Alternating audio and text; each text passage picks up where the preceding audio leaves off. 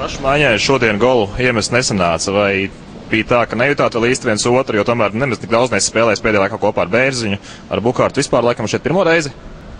Jā, man liekas, ar Bukiju neesmu spēlējis, bet izdarījām tādas vienkāršas lietas. Es domāju, palīdzējām arī komandai, tā kā tas kopējais rezultāts mums ir pozitīvs un viss ir kārtībā, bet protams, vienmēr gribās būt tam varonim, tam spēles izšķīrējam, bet galvenais ir kopējais komandas rezultāts. Šodien tas bija pozitīvs un turpinam strādāt, tur tie goli neizpaliks.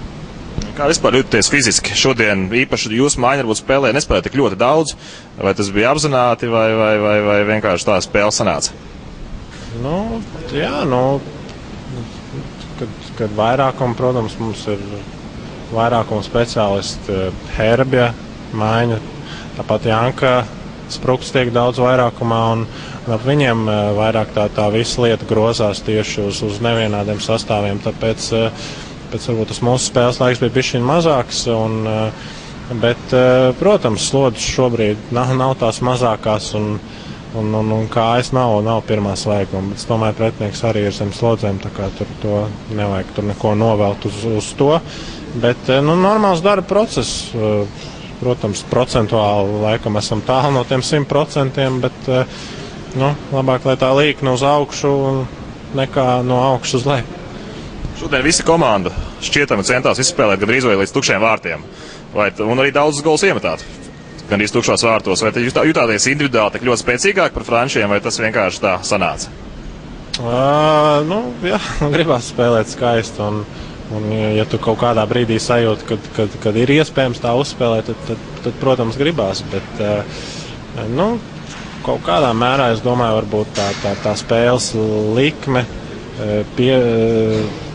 nebija tik augsta, līdz ar to bija tāds, kā lai pasaka, tāda atbrīvotāk un uz improvizāciju vairāk mēģinājām.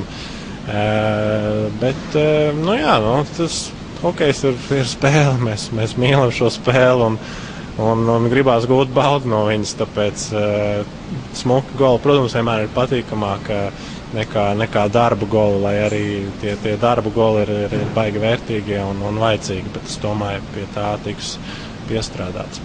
Un visbeidzot pēdējais jautājums par čempionātu gaidot tava maiņa, vai paredzams, ka spēlēs Bērziņš, Reidliks, tu vai ko treneri teikuši šajā sakarā?